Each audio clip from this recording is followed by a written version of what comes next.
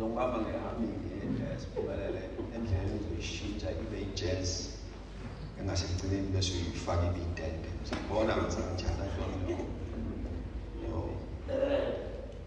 Acts chapter number 2 verses number 42.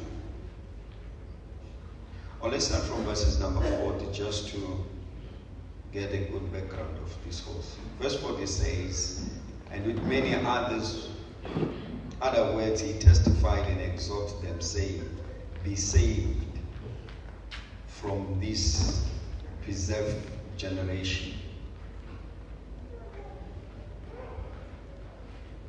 Verse 41. Wafakaza nagamanye amazwi amaningi wabayala wathi zisindiseni kulesi sizukulwane esiphambeneyo. Verse 41. And then those who gladly received his word were baptized, and that day about 3,000 souls were added to them. Ngakho abalamukelayo izwi lakhe babhaphathizwa kwenezela ngalowo muhla abantu kungathi izikhulungwane ezintathu. So now the church is established there. Verses number 42. And they continued in their apostles' doctrine, fellowship, in the breaking of bread, and in prayers.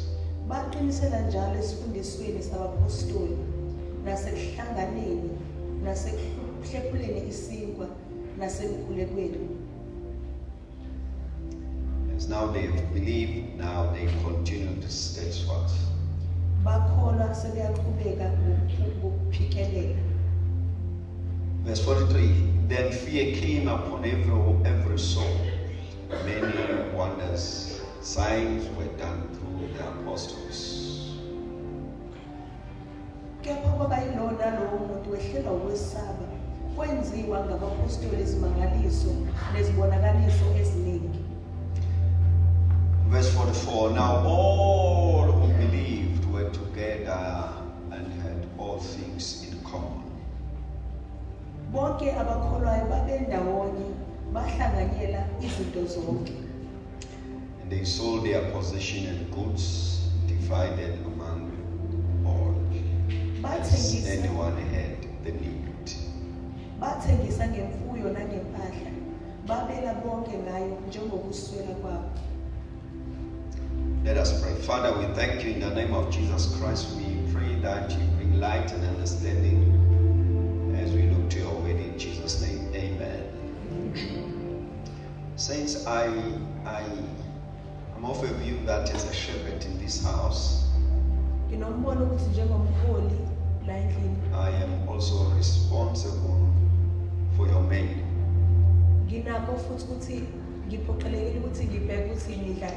So that I assist you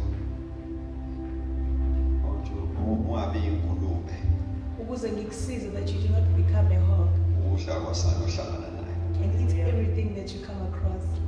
So I come to you as Nene Nokosas Wako. Senkosho Wundingalele.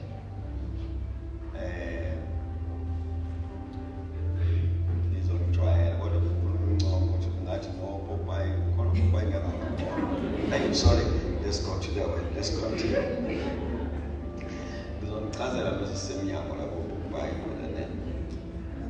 Mama, we greet you. You look amazing.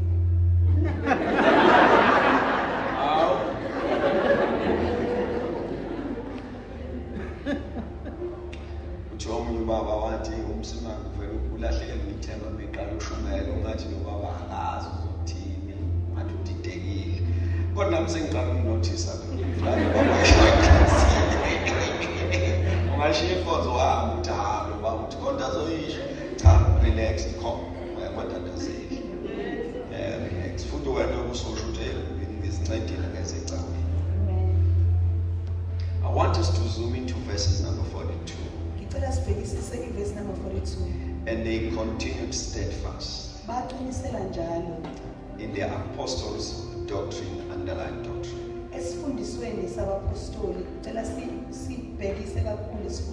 and fellowship, nasekuhlanganeni, in the breaking of bread, nasekuhlephuleni isidlo, and in prayers. nasekukhulekweni. These are 4 pillars Iy'nsika lezi ezine that when the church was established, they focused on.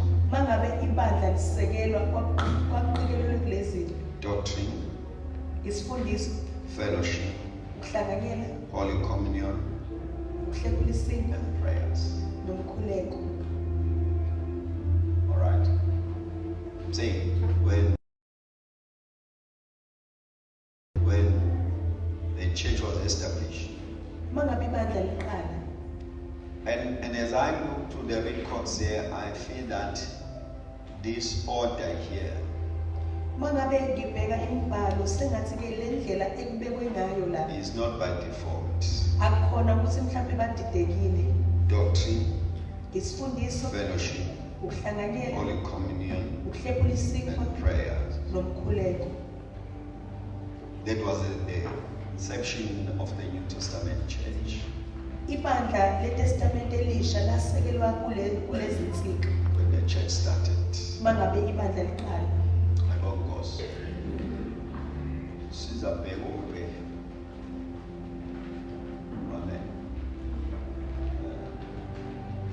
Praise the Lord. Saying, for me, this order is very important. Mangibhekisisa le ndlela ekubekwe ngayo ngokulandelana kubaluleke kakhulu. Doctrine, fellowship, breaking of bread, prayers. Isifundiso, ukuhlanganyela, ukuhlephula isikho, nomkhuleko. So now I want to zoom into the first part.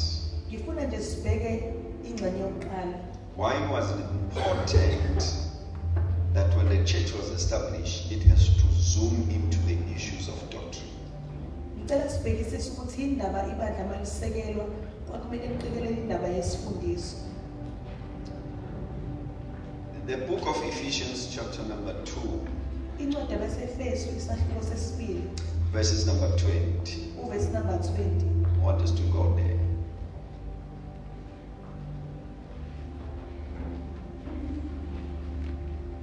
Ephesians chapter number 2, verse 20.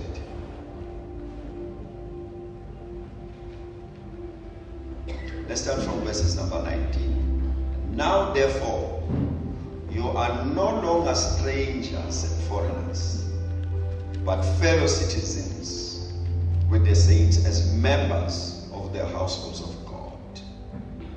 Ngakho aniseyibo abafokazi nezihambi, kodwa senembuso munye nabangcwele, ningabendlu kaNkulunkulu.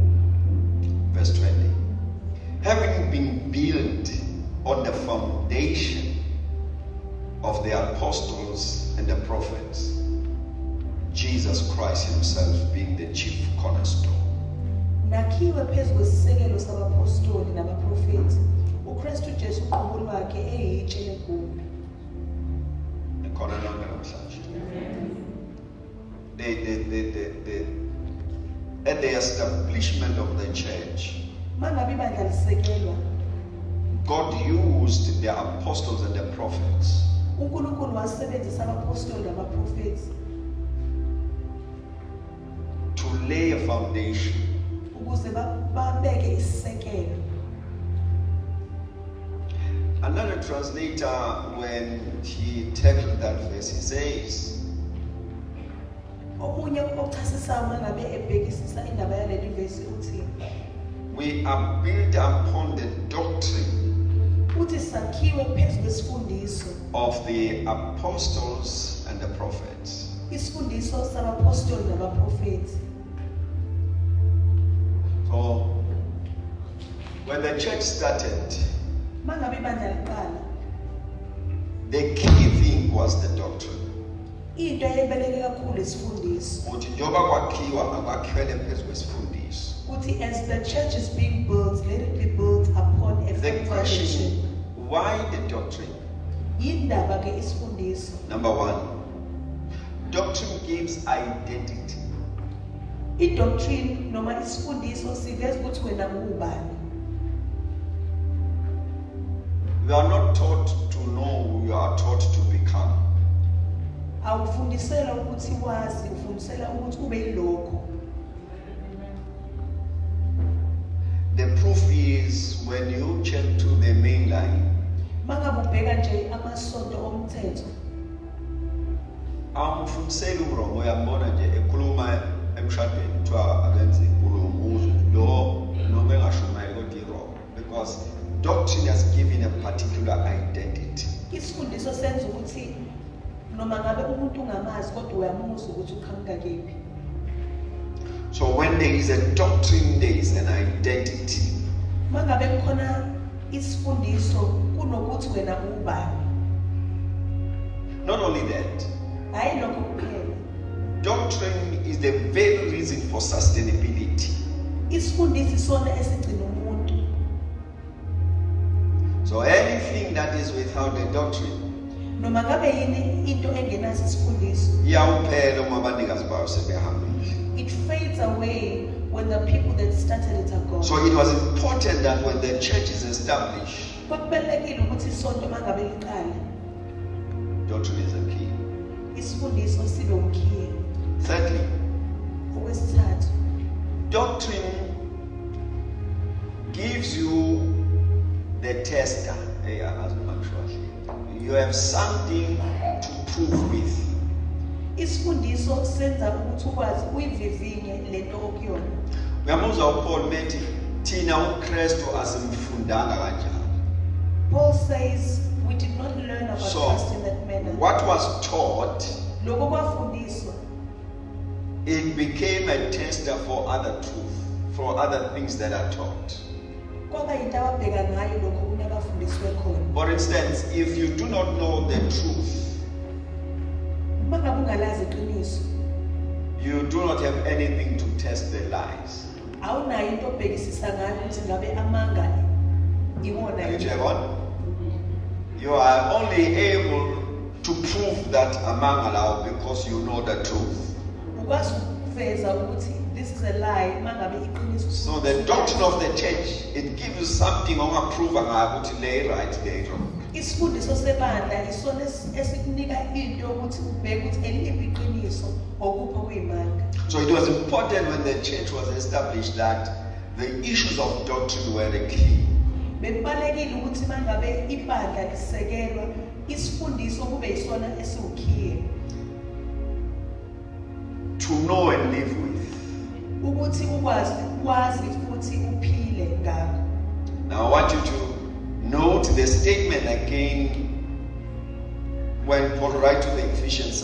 He says to them, we are built upon the teaching, the doctrines of the apostles and the prophets. Umpostoli uPaul mangabe ebhala ukuthi sakhiwe phezulu kwesisekelo sabapostoli nabaprofeti. That's where I'm going to work then. Ila ke ngizosebenza khona. My point out to you, the first one I want us to accept as a church that in the history of the church, Kumlando webandla ilokho kumele ukuthi sikuvume. God is revealing unto us the office of the prophet, and it is functional in our days. uNkulunkulu uyambula ioffice labaprofeti ukuthi impela liyasebenza kule insuku. There are apostles, there are prophets. Abantu abavelele nje in our days is an apostle, is a prophet. The people that are prominent these days are apostoli nabaprofeti. Amen. But I'm going to zoom into this, which I also operate in the office of a prophet.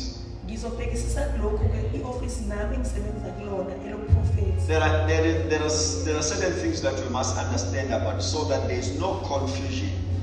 Kunezinto ekufanele siziqonde ukuze nazi singadideki. What I'm observing as a child of God, Lokho engikubonayo njengomntwana kaNkulunkulu, as the shepherd in this house, nangumholi, and also as I'm accountable for your souls. futhi ke nemiphefumulo yenu iyobuzwa kumina. So ngifuna ungadunguzeli. I don't want you to get I want lost. to draw a clear line Ngifuna nje sidwebe uline so ocacile that we know where do we stand in this house. ukuze sazi ukuthi kulendlu siwikephi. Number one, we are in the season of the prophetic. Sikwinkathi yesiprofeti. That is one thing you cannot deny. Leyo nto asikwazi nokuthi singabazi. The atmosphere is conducive for the functioning of that gift. umkhathi uvuthele ukusebenza kweziprofethi. You right, Pastor Bam? If there's a flow that I see in the spirit, it is the flow of the prophetic. Mangabe khona into enyakazayo nehambayo ezweni lakamoya yileyo prophet. But it functions in different levels. Kodwa ke yona isebenza ngamazinga ahlukahlukene. There are those who are called by Jesus Christ Kukhona ababizwa uJesu Kristu to the office of being a prophet. eofisini lobuprofethi.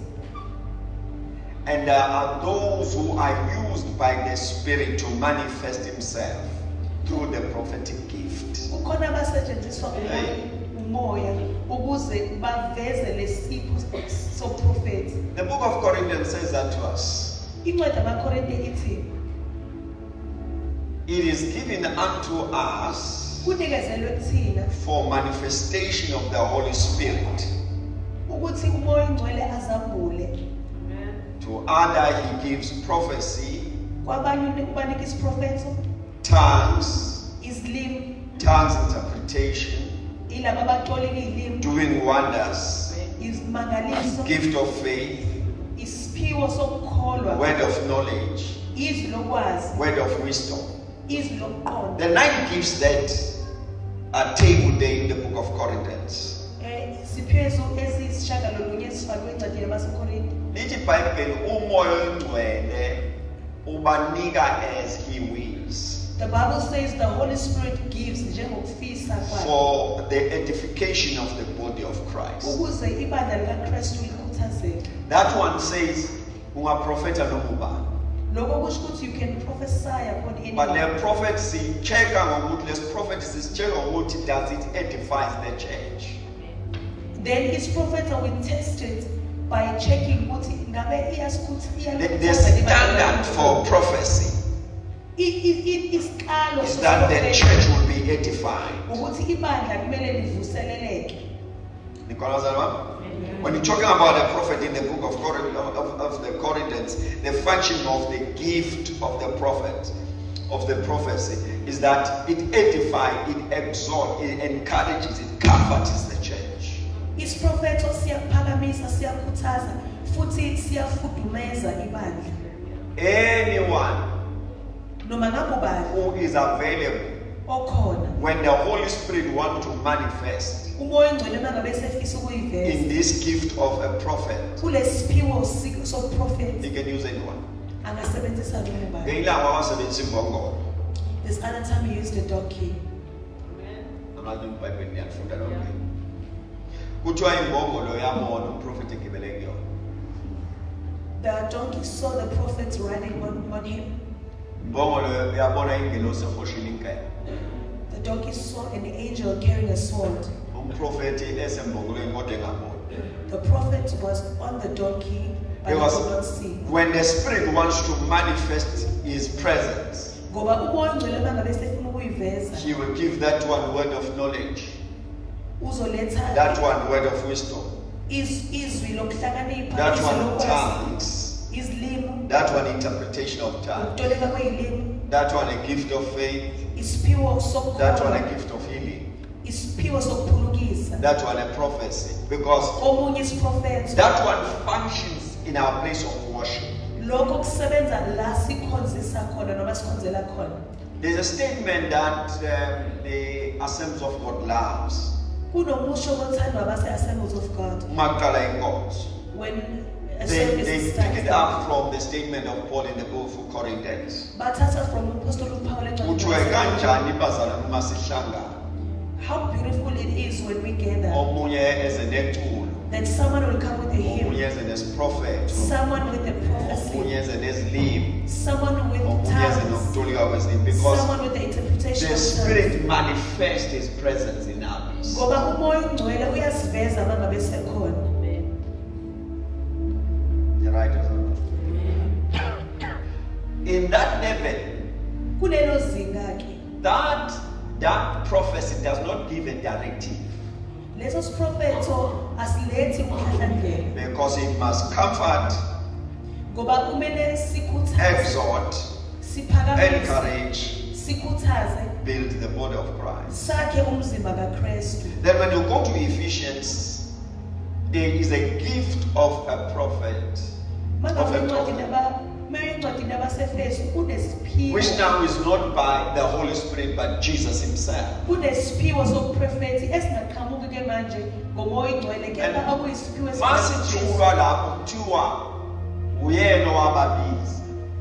it is being introduced, it says that Jesus Christ himself apostle, prophet,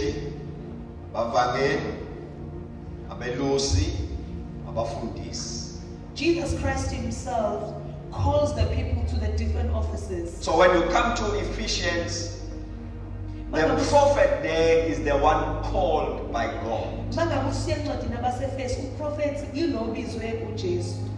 In the book of Corinthians, it is at the functioning of the Holy Spirit where he wants to reveal his presence in us. And in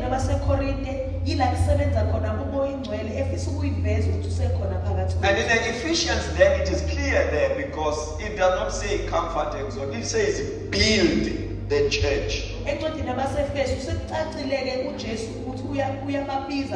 He says to be built for the work of the ministry. So an apostle is building you to the work of the ministry. A teacher is building you to the work of the ministry. An evangelist is building you to the work of the ministry. So the fivefold ministry recorded in the Ephesians, it is the office, it is the governance of the church. That is where you get a directive.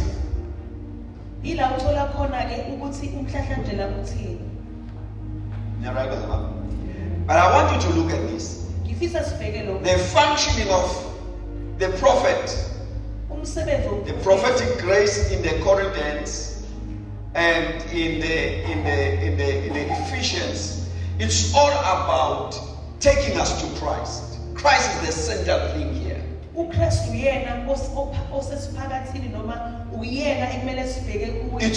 all about the body of Christ. We are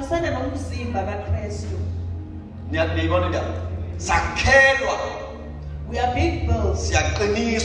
We are being strengthened. We are being encouraged in the body of Christ. That is where you establish if the prophet is of the Lord or himself. You must see where they point you.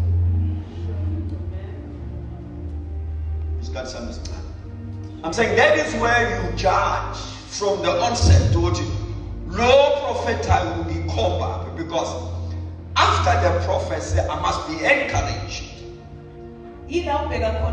Where is this prophet pointing? After the prophecy I must be comforted. Must be edified. Amen. So I don't know what's going on.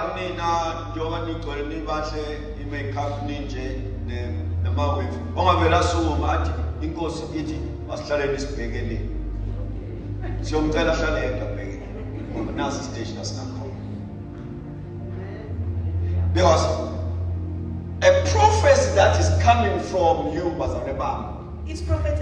comfort,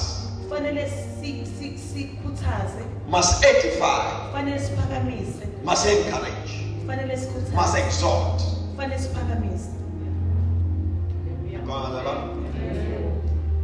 Let me just pick up one thing on the floor.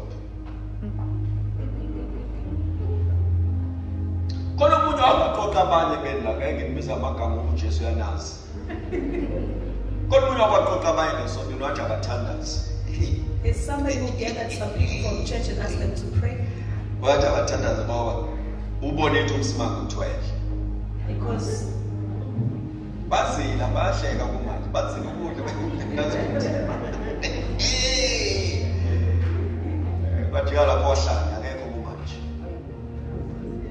she is mad as we speak.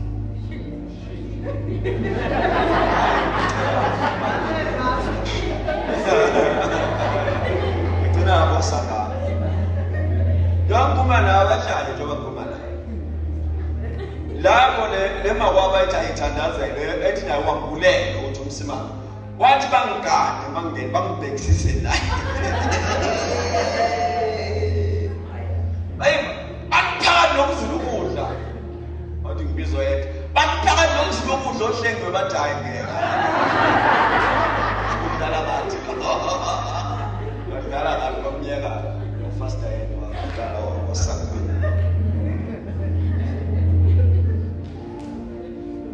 Because God gives a directive in this church through the segment He has trusted for this flock.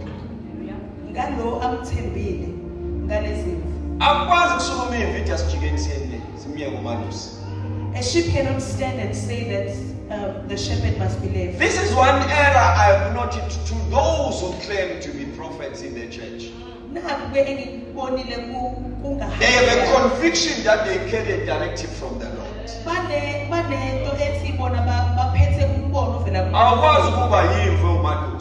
You cannot be a sheep that's a shepherd. That's where doctrine comes in. So that we establish where do we stand doctrinal. There is an office, there is a gift.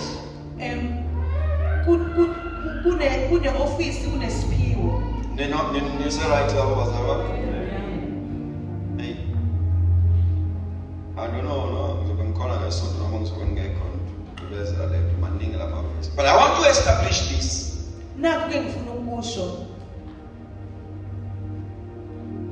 If there's something that Paul encourages in the church, right into the Corinthians church, it says desire prophets. And then he warns us in chapter number 14, 1 Corinthians.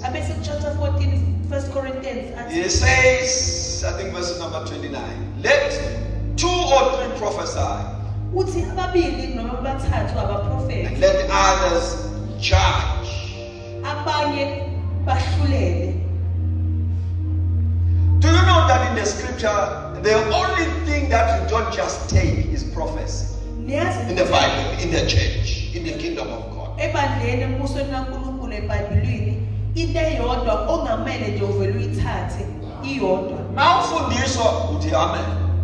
you are big amen. If you are prophet to oppose and judge. If someone is giving a prophecy, and the weight of this office is revealed in the Old Testament. The Old Testament has records of 6, in the language of today, Bible college, but in the language of the Bible, of 6 schools of the prophets. That's how critical is this office of a prophet. There's nothing as dangerous as a prophet who's not trained. In 2 ways. The first one, prophecy is of the Spirit. It is by revelation that you see in the spiritual realm. There are 3 persons functioning there. It's the Holy Spirit, demons, and your spirit. So those are the source who can manipulate the prophets. Sometimes you don't think it's the Holy Spirit, yet it is your spirit. Sometimes you don't think it's a demon, but it is the Holy Spirit. So it was important that in the Old Testament there is training for the prophet, so that they are able to judge where is this coming from. There's the first part.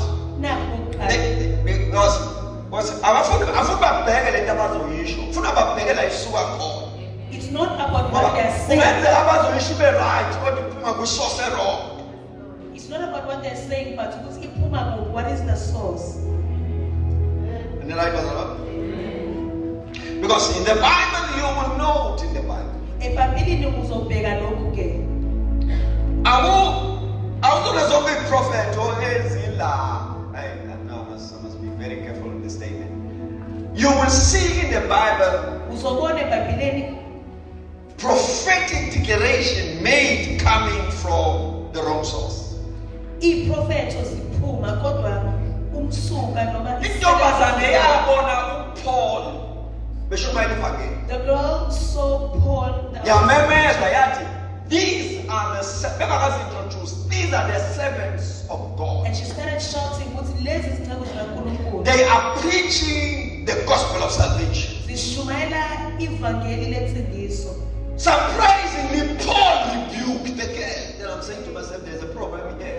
uPaul waseyayithethisa le ntombazane. Paul was able to discern the source of the prophets. uPaul wakwazi ukubona ukuthi lesi prophet sikhamba kephi. That though the prophecy is accurate, ukuthi noma ngabe lesi prophet but the source is wrong. kodwa umsuka waso awumuhle.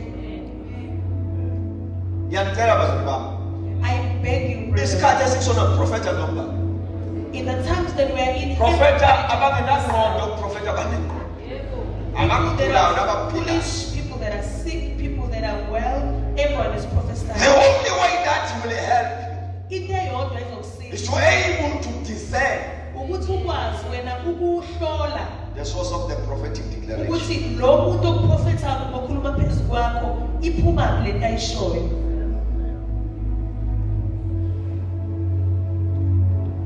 Amen. In the records of the Bible, we have another prophet, the prophet of Moawak. Ebhayibhelini khona omunye umprofethi owayekade eprofetha using his own spirit. Kuthiwa kwathunyelwa umprofeti uNkulunkulu wathumela umprofeti omncane wathi hamba uyoqalekisa lela lizwe wahamba ufika liqalekisa. God sent a junior prophet to go and curse the land. Ma Indeed, it did eyakhona so. uthi uNkulunkulu, when you get there, do not eat, do not drink. God says to the junior prophet, mangabe ufika khona ungadli ungaphuzi. Do my mission and go back.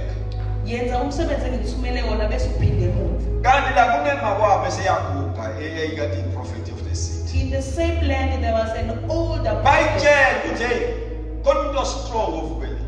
And they told the older prophet that there's a junior prophet that has come. Useyenze imhlolo yabophela izibongolo yemlandela. He has actually tied the donkeys together and they followed. Yamfica endleleni engakafiki la yakhona. Mayifika kena ithi nami inkosi ikhulume kimi. When the older prophet got to the junior prophet, he says, Yathi, even the hayi. Lord has spoken to me. Sungangena udle. He says, the Lord has now said, get in and eat. Lesiprofethi asiphuma emadimoni, lesiprofethi asiphuma umoya siphumela kena It usobaba. does not come from demons. It does not come from God. It Wamthatha comes from the older prophet. baya kwakhe bakha bakhe. He took the junior prophets. They Surprisingly, went the to his scripture house and they says ate. Umbhalo usuthi, the spirit of the Lord came upon the prophet umoya kaNkulunkulu wehlela phezu and he kwakhe. began to prophesy. Let's get English. Waqala waprofetha umprofethi omdala. What in thus said the Lord? Wathi uNkulunkulu uthi, Kuba awuzange walalela izwi lakhe. because you have not listened and obeyed the word One of person, God. two prophecies. Umuntu oyedwa usekhiphile iprofethi By his spirit, by the Holy Spirit. ngomoya engcwele nangomoya. When you do not discern, when you do not judge, when you do not evaluate a prophecy, will come and doesn't matter. Mongahlukanisi, mongahluki, mongaqali. We are in a very critical time, but the Bahamsima.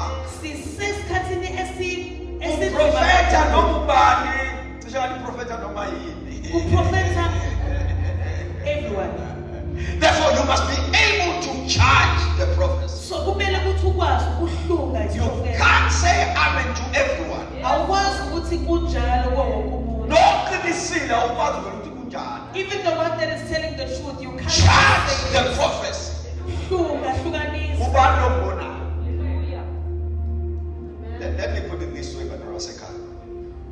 Mkhulu ombonile waprofetisa lo, udlula lo profeta. The one I that hope you heard that one.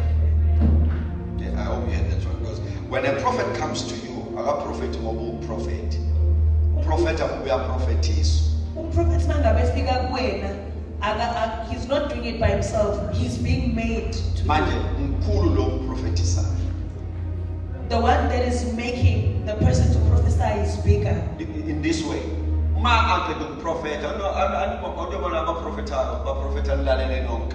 If the one that prophesies is doing the prophecy, everyone else is listening. When he finishes that, you are all going to long for this gift. You are going to exalt the person that gives the gift. A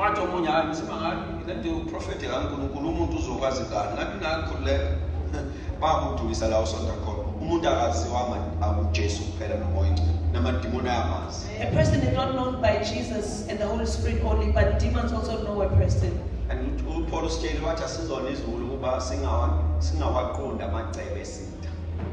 Apostle Paul says we are not foolish that we do not know the schemes of the devil. So I'm going to continue next Sunday. I'm saying to you,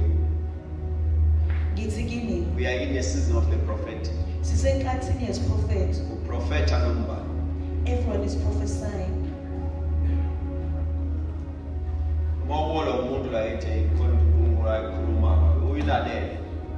If someone comes to you and says there's something that the Holy Spirit is saying, you must listen.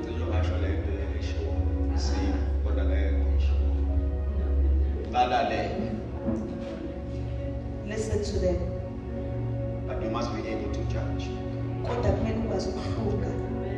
Prophecy is not acceptable at a face value.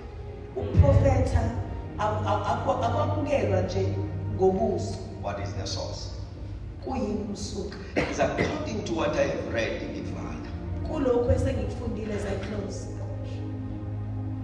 Prophecy does not make anyone a prophet. Because prophet is called by God.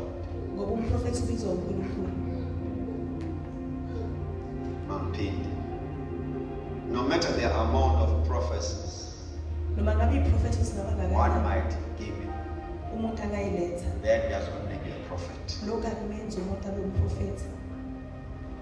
There was a season for those of us who have been here for a very long time where intercessors were claiming to be prophets. It's unbiblical. An intercessor is an intercessor, not a prophet.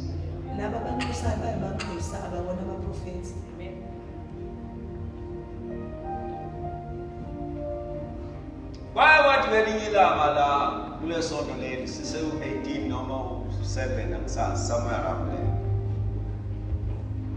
Cutting yafika ubusibongile. Whatever. But mafika baguqile. Aqalela ukuthi njengoba ngicwa amabhluku abizanye ngizoguqanja baguqele uqala. Sengiyabuza lapho sibongile. Sengiguqa ukutheni manje sonke lonke. Ngokuthi ngisuke ngiyoshumana kwenye indawo. Ngiyabuya seniyaguqa lesontweni lami. Bachaza ukuthi no. Khona usichazele indaba yokuguqa. Ababuzi ngichazelwe yimi. Bathi cha. Manje njengoba ngakachaza ngokuguqa shuthi sikake sokuguqa. Sakiya. Ngabe niyaguqa kwamanje. There is a tendency with those who claim to be prophetic of wanting to carry the direction of the church.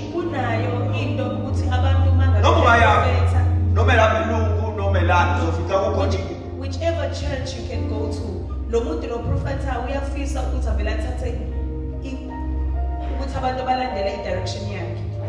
me close by this statement. When you are given a prophecy by anyone, and you do not take regard of that prophecy, this is how you know if the person was true. Does that person get offended or not?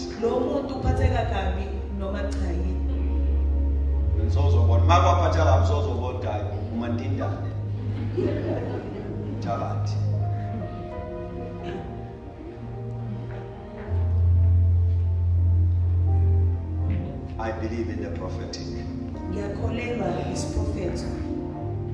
Now Paul says to us, this is how you see with Lomuntu say of senior prophet. Says we are built upon the doctrine. Prophetic, asimboni ngeprofet, simbona ngedoctrine. Isifundiso aspect. Most dangerous thing uhlala nomprofet who does not have any doctrine. Yona doctrine uzokunika amanzi. And my okwabo nje wathatha amanzi bese ufuna usawuda. Maybe you enjoy usawuda kuye nekhandlela. Phela kumbe kulamanzi wathathayo izaqhubeka. Because there is no doctrine. The prophetic grace requires doctrine. If you believe that the Lord has laid to you the gift of a prophet, study the word.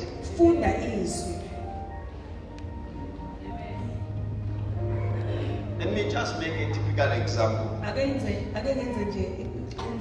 God reveals everything. Because nothing is hidden. He will show you everything. He dwells in you. But you must be able to judge, was it revealed for declaration or was it revealed for my knowledge?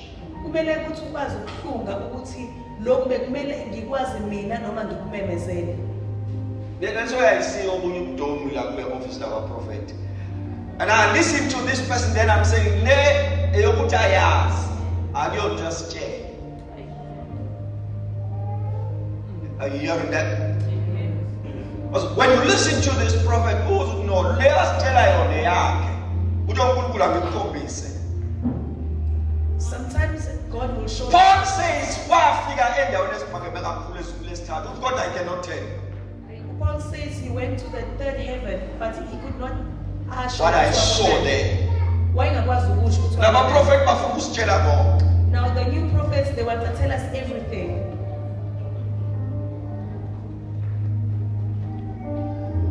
Let's make just a small name of some sort. Do you know what I put as a scope in much? There's nobody that is in hell right now. Amen. There's nobody in hell right now. There's nobody in heaven right now. Those who died believing they wait in paradise.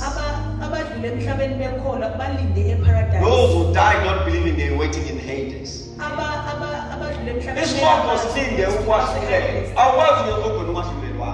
Hell is waiting for the coming back of Christ.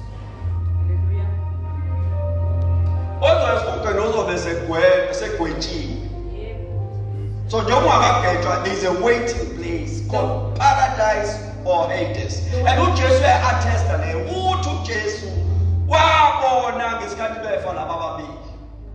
When those two people passed away, Abraham in paradise. One was in the bosom of Abraham and the other was in Hades. And the other one in Hades. If someone says that they've seen hell, there's a msimanga in hell.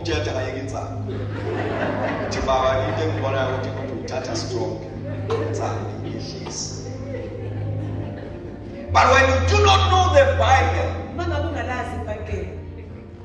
when you do not know the Bible, yet you claim to be prophetic,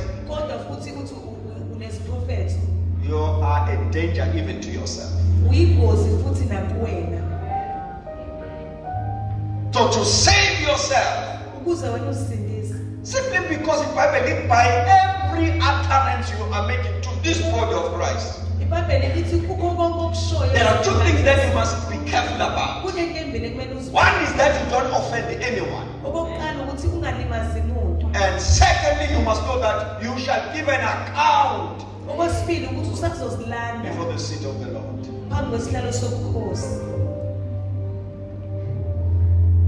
So when you do not know the Bible, and you turn down prophet, and you want to prophesy, you say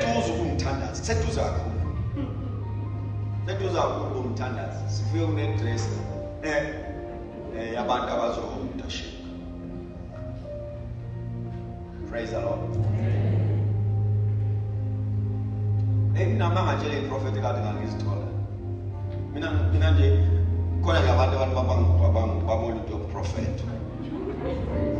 Very general public. Babangibuka bathi no. Ama message, ama voice note. Mantashi. Nganifundela la manga nje khona umuntu washo letho kumsimanga ngiyibuye ngithi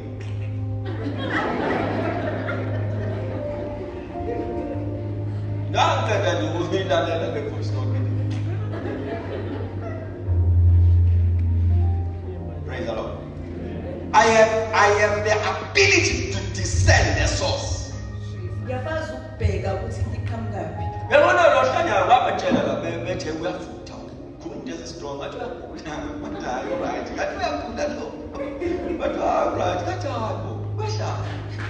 But hayi emfingisi. Monke wami nje bayakutshela ukuthi kwaba ukuthi uthi ngibona ukuthi ngathi uhlanya nyoni igama lakhe.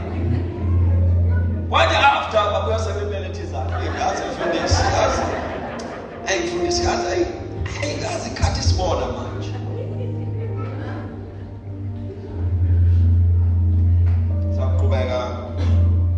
Next Sunday, I must make this disclaimer. This is the message for our church. Monga Sotila, now you have your own teacher. Follow your teacher. Lava Sotila, they follow the teacher, which is Prophet Samuel Msima. God bless you. We love you. Let's all stand as we close.